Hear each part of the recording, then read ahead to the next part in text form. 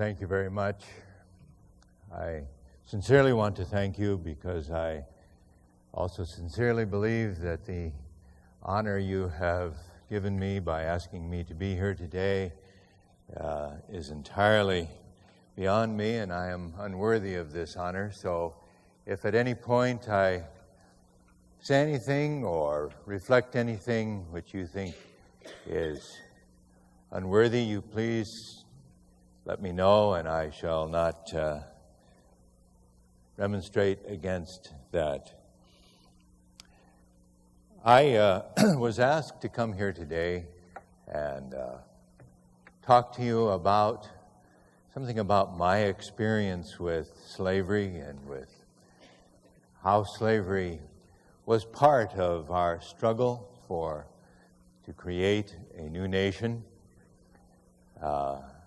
how we dealt with that before and how we dealt with that during the Constitutional Convention of 1787. To do that, I think I really need to go back a little bit to explain my own personal situation.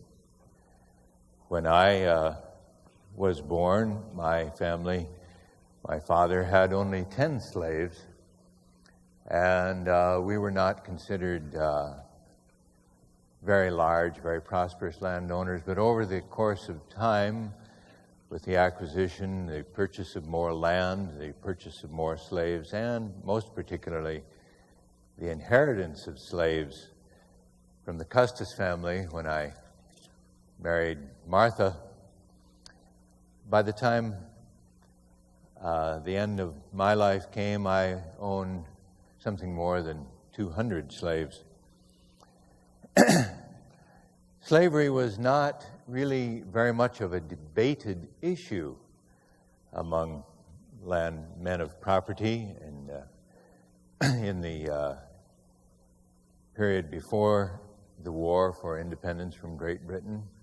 But there were currents of opposition to it, but it was not something that really came to bear on us very, very much. It came to bear earlier on people such as Mr. Jefferson, but even he, near the end of his life, had stopped thinking of it as a problem with which to be dealt. I became increasingly aware of the stresses and strains of the place of blacks in the colonies during the period when I was General of the Army, commanding the troops from the colonies, from the states, in our war against Great Britain. Early on, there were people who wanted to enlist blacks as freemen in the armies, the various state militias. I was opposed to that. I just considered that it would be too vexatious for the state of things. We had a war to fight. We had a war to win. And the problems that would result by having an increasing number of freemen who were black and slaves who were black just seemed to me to be too ponderous for us to contemplate very seriously. However, over the course of those years, those long years of battle, I came to realize that we had in some of the militias troops that were black, that were freemen, that were slaves. There were people who wanted to treat them separately, like a black corps, and I opposed that. When I came to the point of realizing that it was right and just that blacks be allowed to fight, I insisted that they be quartered in the same quarters, treated the same, and that if they were fighting alongside the rest of us. But nevertheless, when the war was over, the only real voices against slavery were some in the North, and the Quakers. I had a particular problem with the Quakers. They also refused to participate in the revolution and the war for independence. They wouldn't fight against our British masters. They were of really no use to me. And I did not take kindly to their protests, their insistence on trying to free slaves outside the bounds of law. Throughout my life, I had a great respect for law, for convention, for custom, because that was the way things could get done, the way we could make changes. In England, Edmund Burke reflected those thoughts. Edmund Burke, an Englishman, also supported our fight for liberty. And so it was a fidelity to constancy, a fidelity to slow, gradual, accretionary change that motivated me throughout my 24-year career in service to the fledgling country that came to be the United States. That was true parenthetically even during the Revolutionary War when I was commander. I insisted that we do everything possible to win, which often meant that we must retreat, make tactical retreats. I came under considerable criticism for this, but by making a tactical retreat, we lived to fight another day. And so it was with the question of slavery. Let us move to the period of the Articles of Confederation and what that emphasized to me. That was the governing body. The Congress was the governing body, and the various states during the course of the war. And it was very difficult for us to win, to fight. There was no central government. We couldn't raise taxes.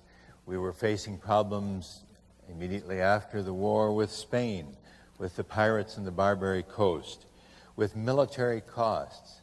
And all Congress could do was to supplicate to the various states, asking for money and asking that certain considerations of trade be enacted. But we were always at the mercy of the states. This, of course, was most true at the period of Shays' Rebellion, when a rebellion that cut across the states, the United States had no way to deal with that. The main consideration, though, and it was one in which I had a great deal of personal interest, was in the West. The territories that we had gained from England, the territories claimed by states lying to the west, beyond the hills, beyond the mountains. And how could these areas possibly be dealt with, be treated by states when it was a vast, expansive area?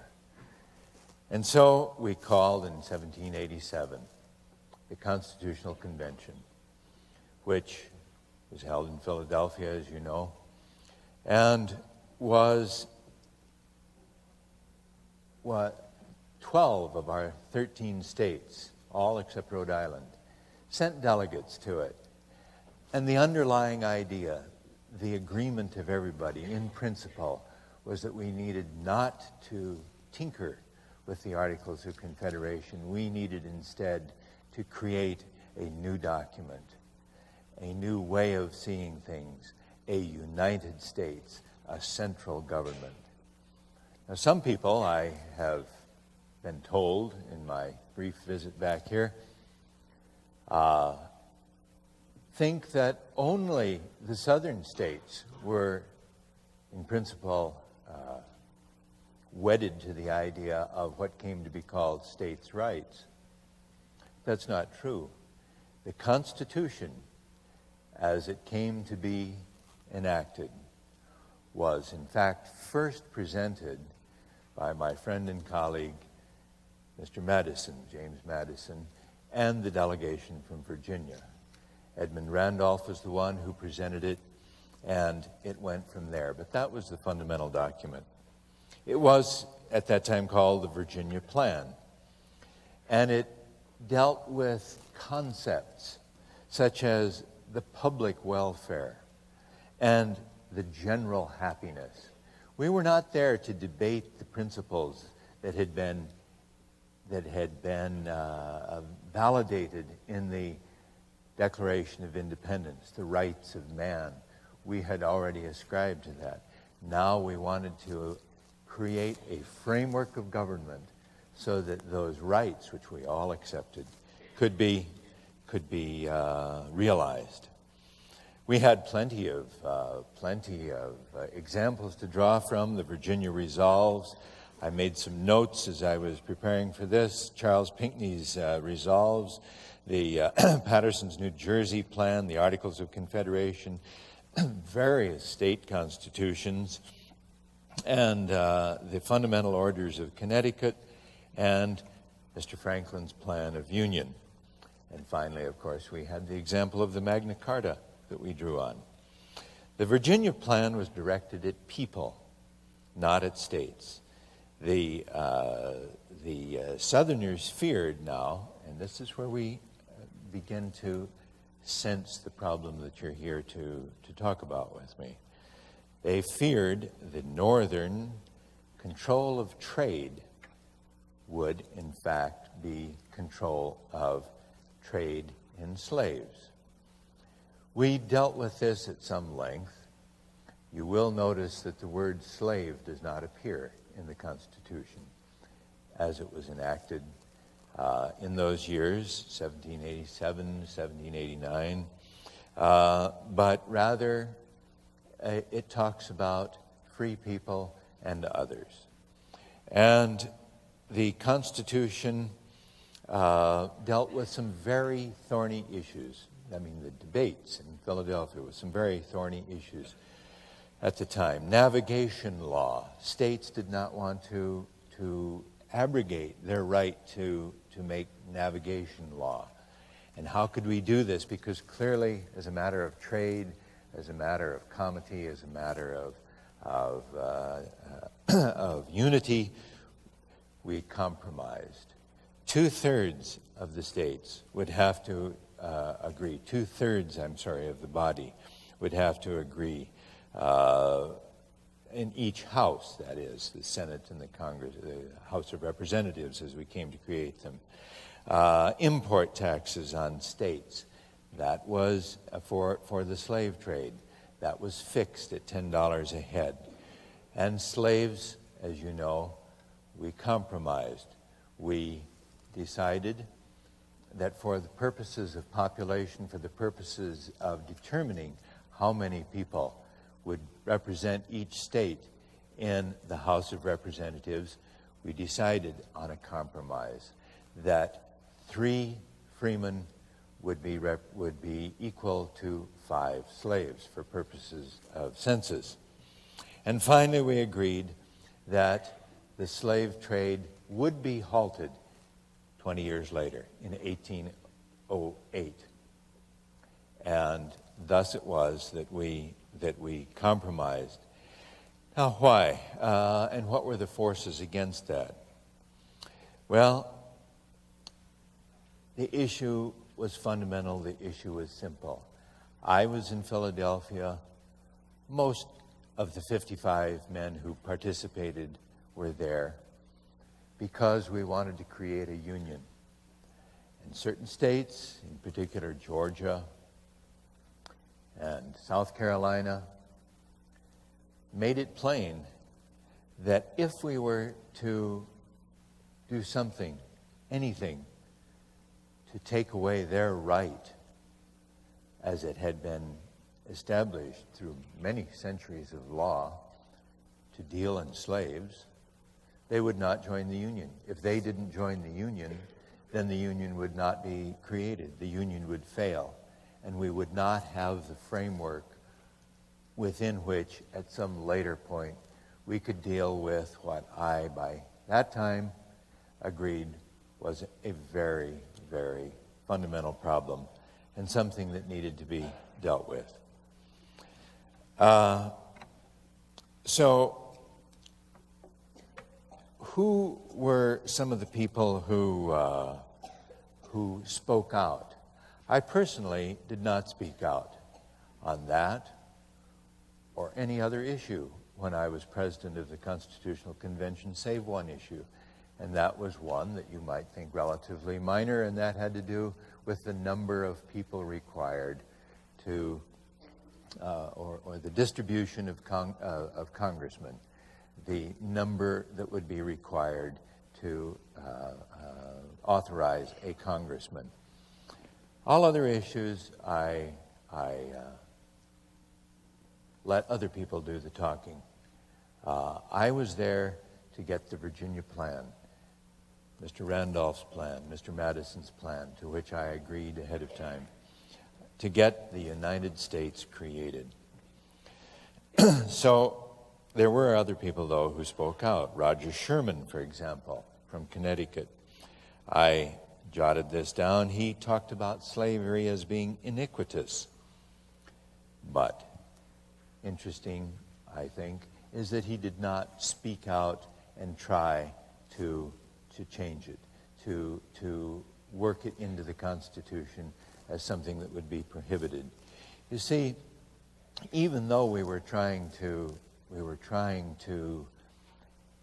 capture and make valid for all time the fundamental rights of life, liberty, and the pursuit of happiness, as Mr. Jefferson wrote in the Declaration, which, by the way, he got from John Locke, who said life, liberty, and the pursuit of property.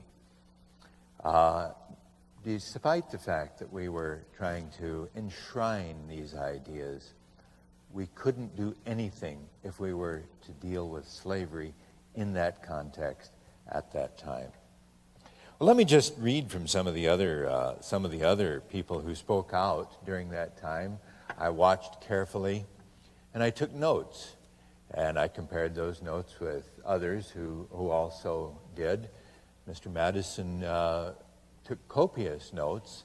I noticed he was writing furiously at a center table so he could hear everybody who spoke throughout the Constitutional Convention. But I didn't see those notes for a long, long time. Finally, I asked him, and he shared them, and we compared notes. I'm sorry I have to use a glass. I have given much to my country, and now I fear I have given my eyesight too. Gouverneur Morris, and by the way, I understand that some may have a misunderstanding of his name. His name is Gouverneur. He was not a state governor. His name is Gouverneur Morris from Pennsylvania, one of the outspoken people from Pennsylvania, a wonderful man with a pegged leg and a bad eye and a stern demeanor and a mighty, powerful voice. He said about slavery, it is a nefarious institution, the curse of heaven on the states where it prevailed. And he asked people, travel through the whole continent, compare the free regions, their rich and noble cultivation, with the misery and poverty which overspreads the barren wastes of Virginia, Maryland, and other states having slaves. And then he asked, if we preserve slavery, and if we enshrine the ideals of life, liberty, and the pursuit of happiness, what will happen if slaves in the South rise up in righteous indignation and revolt and want their freedom, as we have said all people need their freedom? Is the United States militia going to be called into service to quell those uprisings, to suppress those revolts? It was a prophetic question and a good question. Will the militia to defend against revolts? And then he said, wretched Africans, The vassalage of the poor has been the favorite offspring of aristocracy. Well, as you can well imagine, some of these sentiments struck me closely. Nevertheless, I felt I had to hew to the course to somehow listen to all sides and compromise so that we could create a more perfect union. He was answered by Mr. Rutledge from South Carolina, who said religion and humanity had nothing to do. Interest alone is the governing principle of nations. Now, as a matter of fact, it was true at that time in the 18th century that national interest, or the interest of the educated ruling class, and their conflicts had to be understood. Interest alone is the governing principle of nations. And his question was whether southern states to be part of the Union. If we deal with slavery, he pointed out, we will lose the southern states. And he also pointed out that it was in the interest of northern states, it was in the interest of the shipping interests in Boston and Philadelphia and New York for the South to produce the products that were used in northern mills that were beginning to grow and that needed to be transported to Europe for the profits of all concerned. Why, he asked with a rhetorical flourish, would you want to stifle the industry of the South, stifle the production of products that you in the North benefit from? Well, Mr. Ellsworth from Connecticut,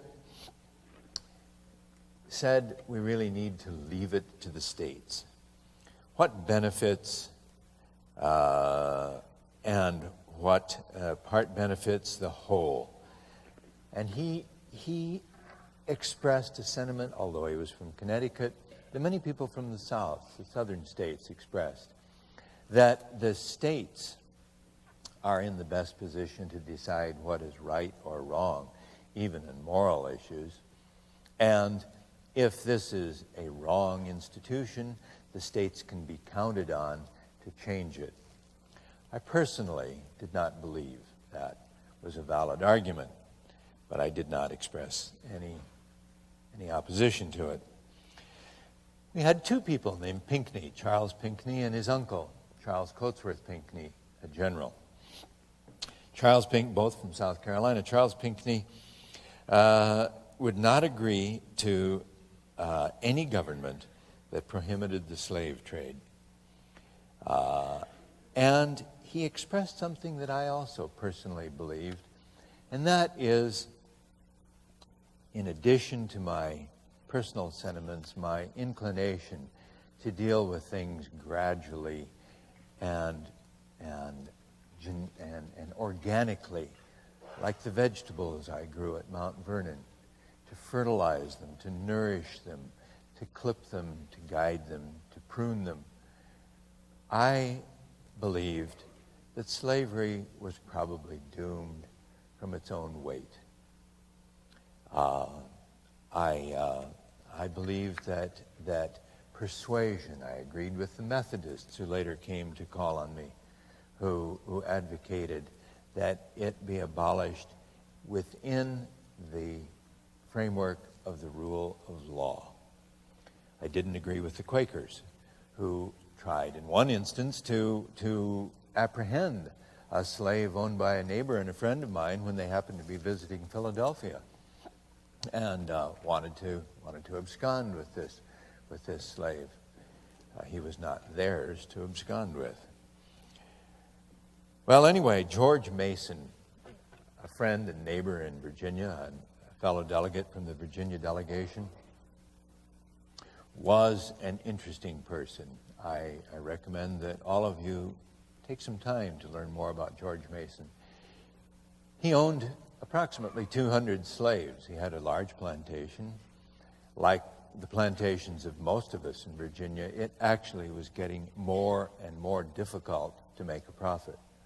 I discovered in the course of my career, before, during, and after the war for independence, and during my presidency, that I was losing money. I was having to support slaves. My cash crops were becoming less and less valuable. Tobacco seemed to be, for some reason, less easy to grow. The land wasn't producing as much as it once did. There was too much cotton in some years. Being a plantation owner was not a very prosperous thing to be. George Mason knew that, but he also was opposed to slavery very firmly on a moral basis. He was very much opposed to it. But George Mason did not sign the Constitution, because he was in favor of states retaining more sovereignty than the rest of us contemplated, who proposed the Virginia Plan.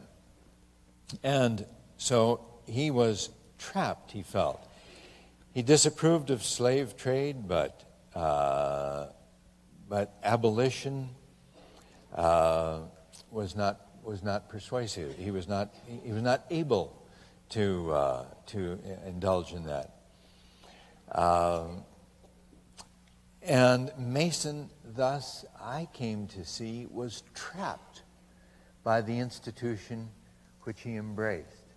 And I realized that I was too. Let me quote from my friend, Mr. Mason. He said, "This infernal traffic originated in the America of British merchants.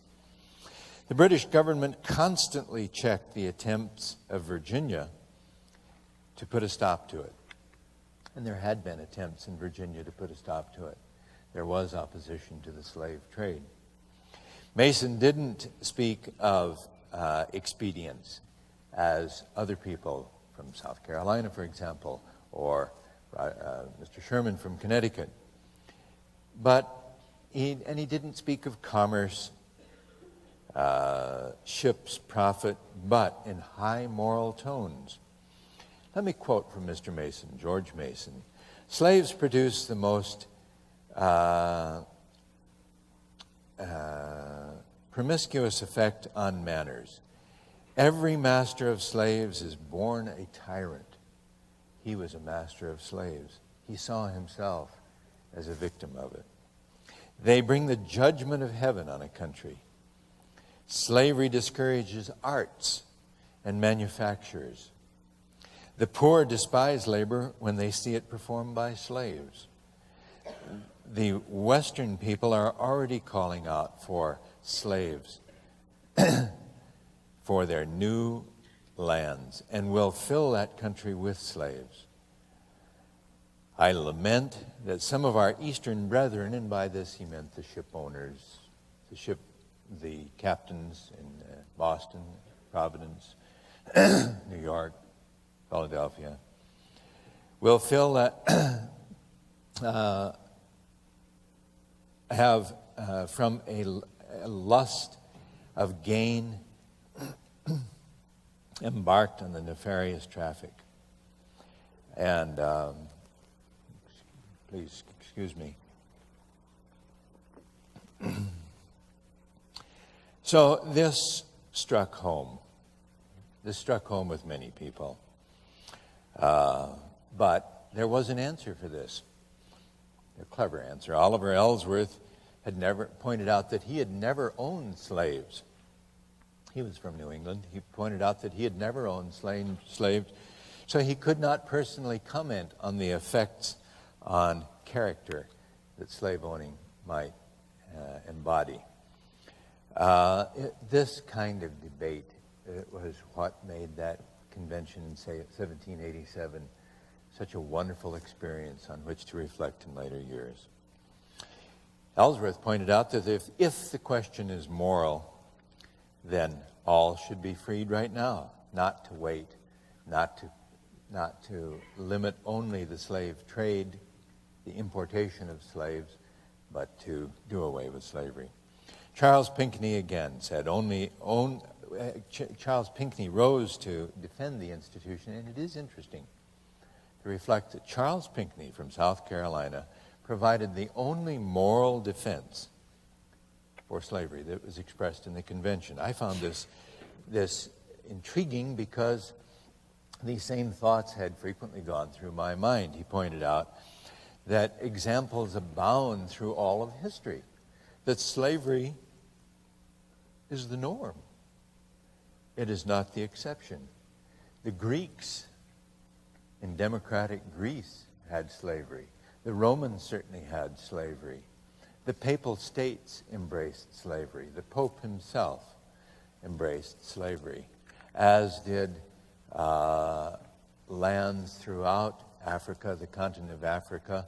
After all, it was Africans who sold slaves to New England traders. He pointed out that slavery was the norm, that approximately 50% of the people, and sometimes in history, had been slaves. The issue was further vexatious by the fact that we also had what was called indentured servitude, and could be understood by some people, that is, slavery could be understood by some people, as simply the extension of a term of obligation, of indentured servitude. Well, after pointing out that slavery was also embraced by the Bible, Charles Pinckney turned the floor to his relative, General Charles Cotesworth Pinckney, who pointed out that he anticipated no consent of the constituents of South Carolina, of Georgia, and probably of North Carolina, if slavery were abolished. James Wilson countered with logic. He pointed out that if these states were destined to do away with slavery in due time, as they in fact admitted they should do, then why not do it now? What was the moral reason to keep an institution that was destined, by their own admission, to fail?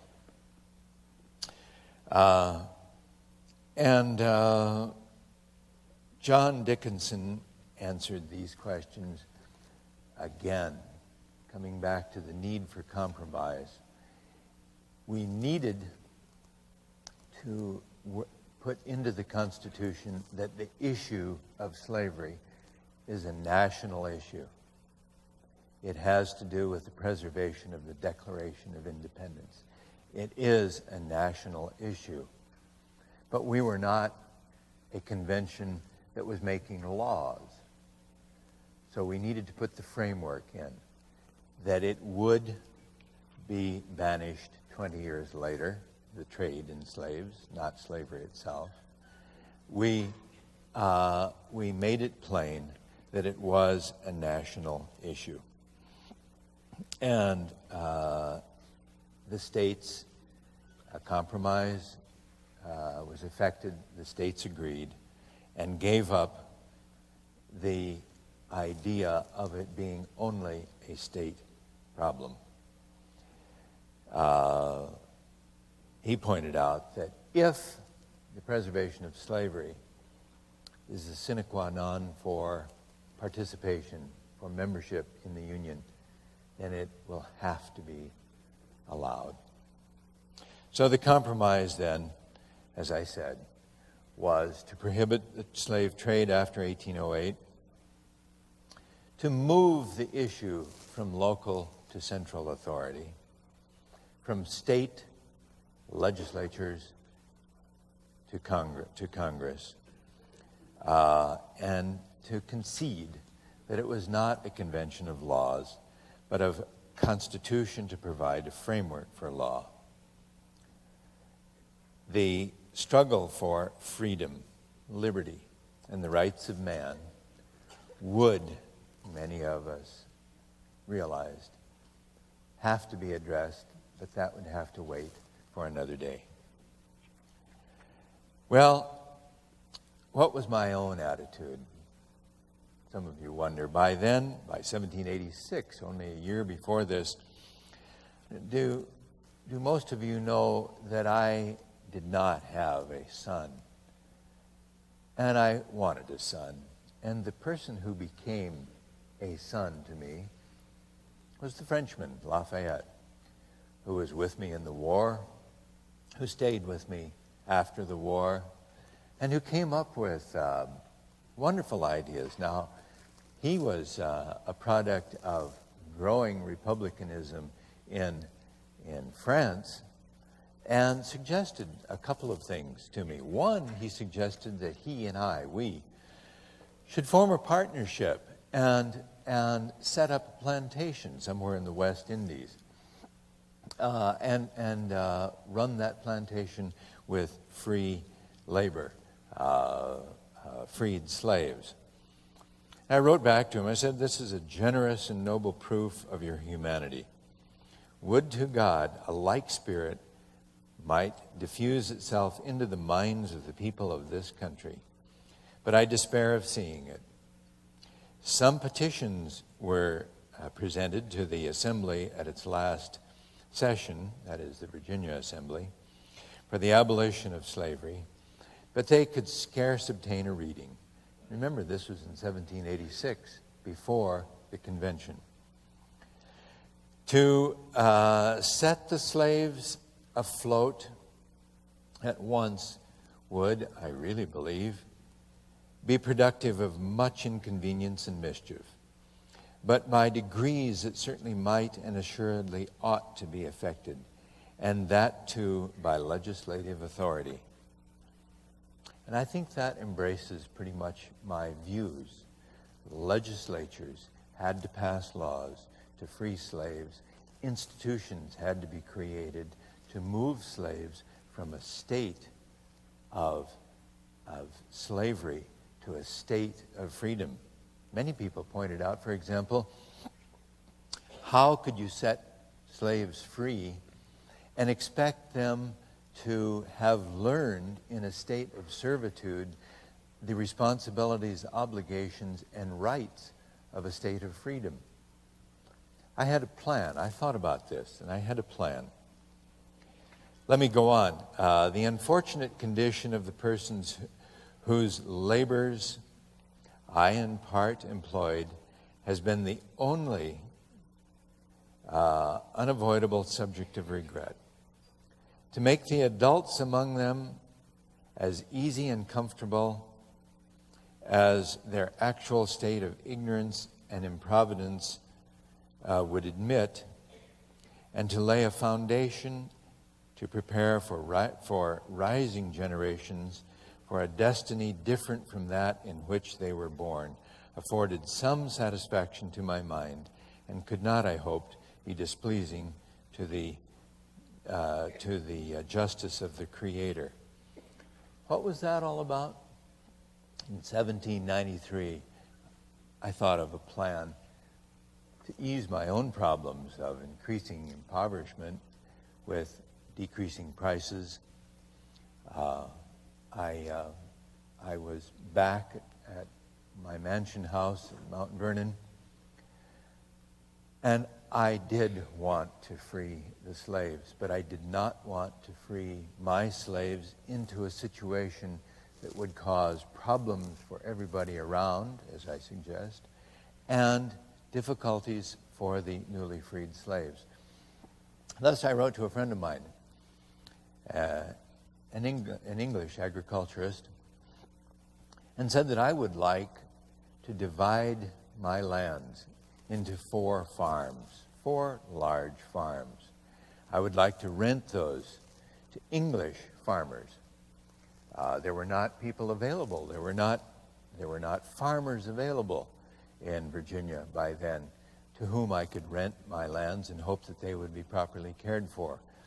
But husbandry was of increasing concern and increasing interest to the English. And so I thought if I could find 4 people who would rent a quarter of my land, I would not transfer slaves to them, but I would free the slaves and make it possible for them to work for these landlords as free men. I did not contemplate that I would be educating them to be truly free. This was something I contemplated in stages. Instead, I was laying the base on which their rising generation that I mentioned could learn freedom and be truly free men.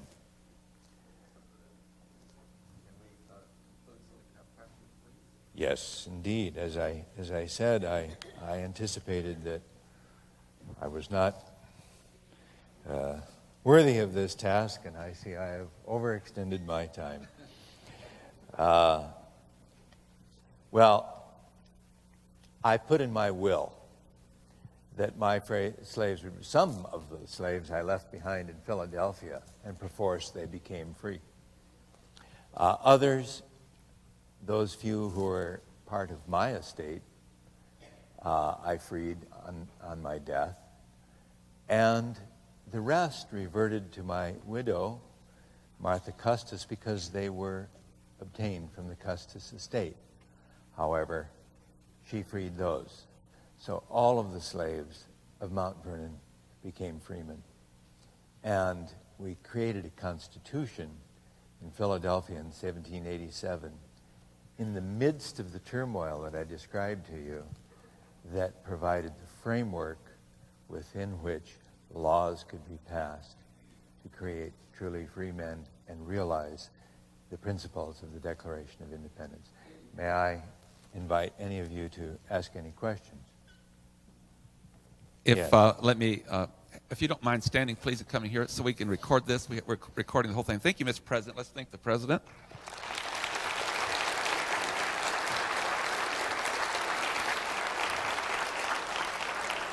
Mr. President, I'm going to go down here, and if they'll just come out in the aisle, we'll get it recorded on the video. If you'll just come forth, I've got the microphone. Young men, would you like to? Why don't you come here, young man, and ask your question? And any others, please come forward. Mr. President, what was going through your mind when you were at, oh gosh, what is it called? I forgot the name. Valley Ford. What was going through my mind when I was at Valley Forge of great consternation to me was that the Congress continued to be niggardly with funds. I did not have funds to feed, clothe, or provide medical care for the troops under my command. They were beginning to leave, to go back to their homes and farms and hearths. I needed to keep them there. We needed to live through that winter to fight another day. We had retreated, but we retreated only so that we could ultimately come back and win, because I knew that the British forces had a much more difficult time with an ocean to cross than ultimately we would when we were standing for our rights. Those are the kinds of things that went through my mind at Valley Forge. Also, I can come around to where you're at. If you raise your hand, I'll bring the microphone. Thank you. Another question? I need the exercise, you know. Mr. President, I'd like to know why you felt it necessary to conduct the Constitutional Convention in secret. The question is why in secret? That was not a decision that was entirely mine. I supported it, and it was believed that people who had come together to create something so entirely new, so radically different, could only do that if allowed the opportunity to debate freely and openly among us. There were originally supposed to be 74 people there. There were only 55. And if we were sent by our respective states. They invested in us the authority to to negotiate, to come up with a plan. The Constitution, as we created it, did go back to the states for their ratification, for their debate. But if we were to debate openly all along and invite the public to either participate or to feed what I anticipated, and many others did, would be incorrect rumors and reports to newspapers which would get widely disseminated, it would distract us from the subject at hand. I think that's pretty much it. Mr. President, if you were able to come back today, you must have been able to see a little in the future. And I wonder, excuse my lack of knowledge of history, what happened in 1808 with the slave trade? Did it stop without any problems, or did it continue on bringing slaves in? I was not a keen observer of what happened in 1808 since I died in 1799.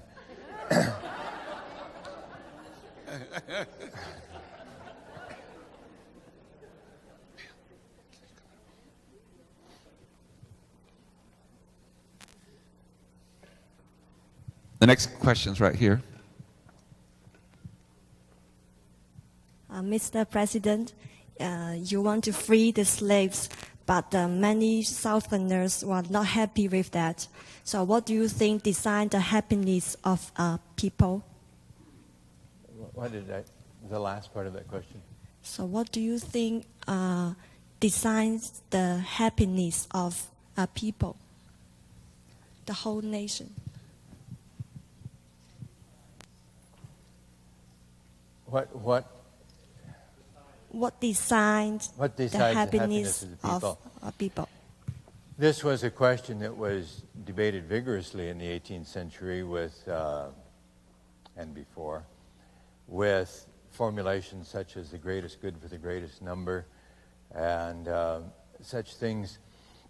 But what decides, in this case, what we determine decides the happiness of the people is the right to own land, the right to till land, the right to be protected, one's life, one's liberty, and the pursuit of happiness. We did, you recall, almost immediately in the historical scheme of things, pass 10 amendments to the Constitution almost immediately after it was ratified. Those 10 amendments were called then and now the Bill of Rights, which laid out important protections for the people, which we presumed would lead to the happiness of the people. The right to express themselves, the right to feel secure in their own homes, and the right to bear arms in the context of a well-ordered militia. Mr. President, I was just going to ask you a question about how interested or motivated were you to address the issue of slavery being, at that time it was in the norm, per se, and with the South being the way they were about the issue, maybe on a scale between 1 to 10, how motivated were you to address this issue? I was highly motivated, in your parlance, 10. On a personal basis. As I pointed out, I explored various schemes with my friend Lafayette.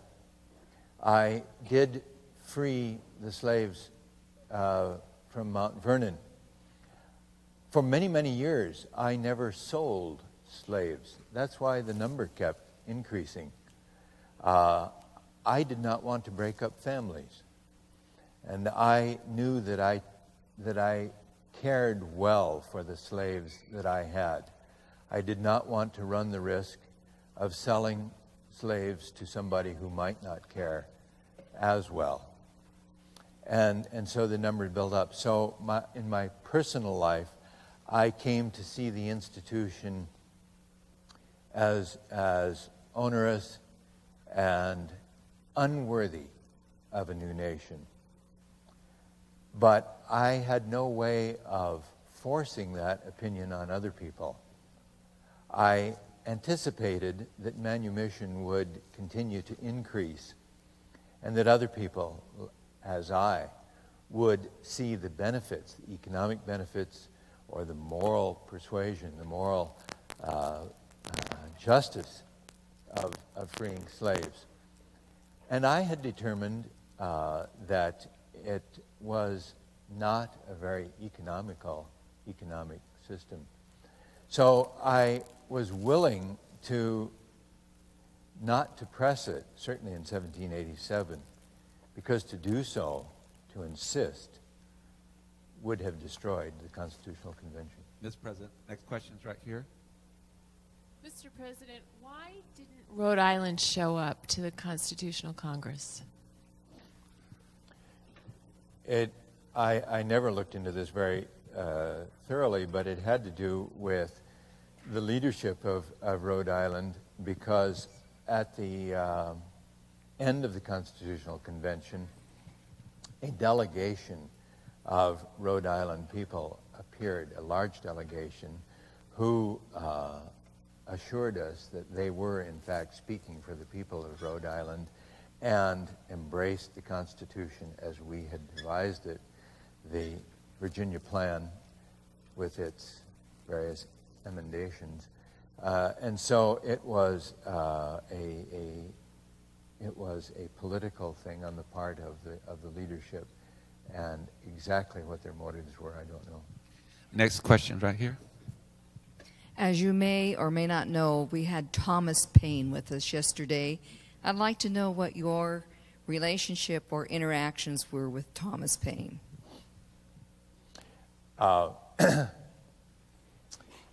I was a great admirer of Thomas Paine. Certainly his early writings in the colonies, and he was the fire that lit many people and inspired people to join our cause. I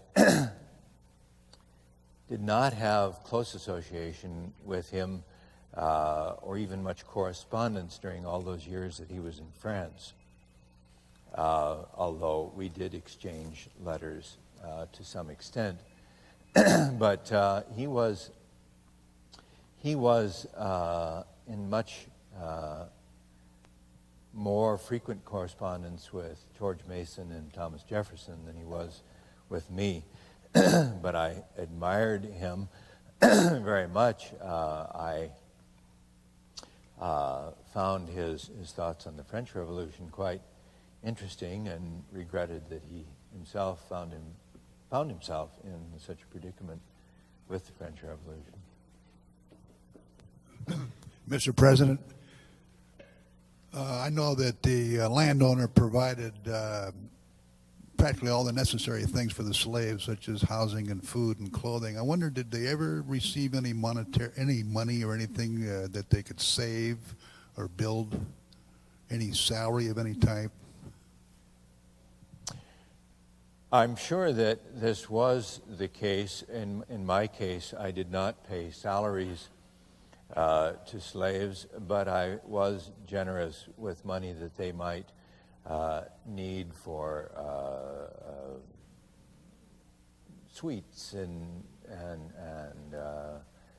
such things. Mr. President, when you discussed splitting your farms up 4 ways and letting the people take over your slaves, weren't they were going to have to pay them, weren't they? And in that case, they would be in a bad disadvantage when it went to sell the crop, because they'd have more money invested. Yes, that may be one of the reasons that I never found 4 people who were willing to rent my farms from me. It was a great concern. They would have to pay these people. They wouldn't have had to pay them much, because the terms of employment probably would not have been much different than the terms of slavery in terms of as far as remuneration. Remember, our farms were self-sufficient entities. We grew all of our food. We tanned the leather that made shoes and saddles. we grew the cotton that was spun into clothing. We raised the sheep that was made into wool. Into wool garments. And I anticipated that the terms of employment, as far as remuneration, would not have been far different. On the other hand, these people would have had the advantage in lean years of being able to dismiss slaves and not pay them when they weren't being employed, which I anticipated might happen. And those slaves who had managed to learn to read and so forth would feel free to move to cities, for example. By the way, I provided in my will that all my slaves would be taught to read. Ladies and gentlemen, it is tradition on our Chautauqua format to introduce the person playing the character. We're going to do that at this time. In your program, you will note that President George Washington has been played by Keith Johnson from Spokane, Washington. He worked for the U.S. government for more than 25 years. He has a master's in political science. He ran for the state senate in the state of Washington. He has been on this program before on our panels as a Chautauqua performer. He is a board member of the Interplayers in Spokane, and he will now say something as Keith Johnson. Would you also thank Keith Johnson for the performance?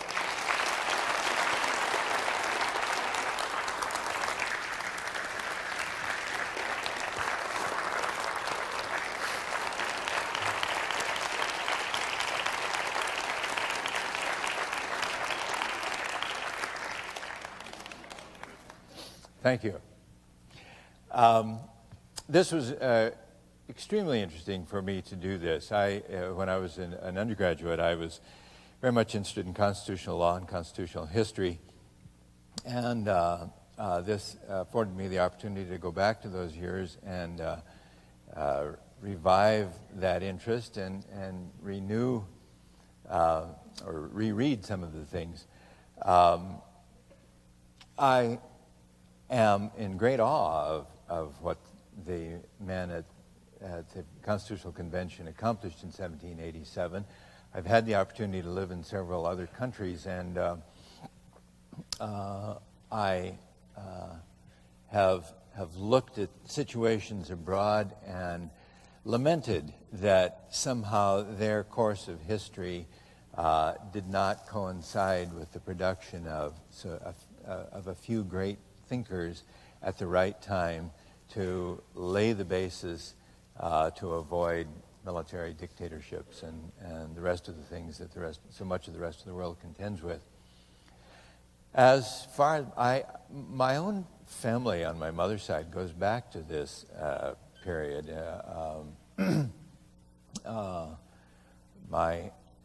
I did have ancestors in the United States on the East Coast, primarily in New England, from 1620 on, and so I have a personal interest in this. Also, I had an ancestor who was a plantation owner on the Rappahannock River in Virginia.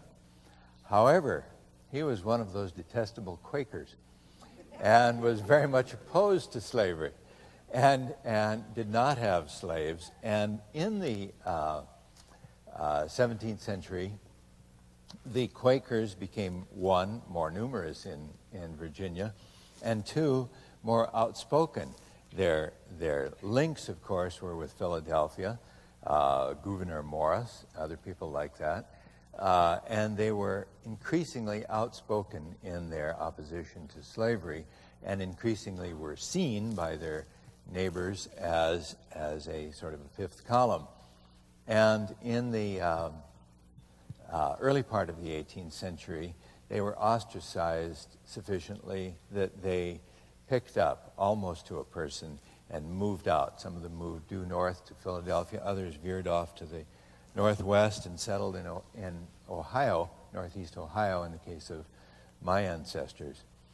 I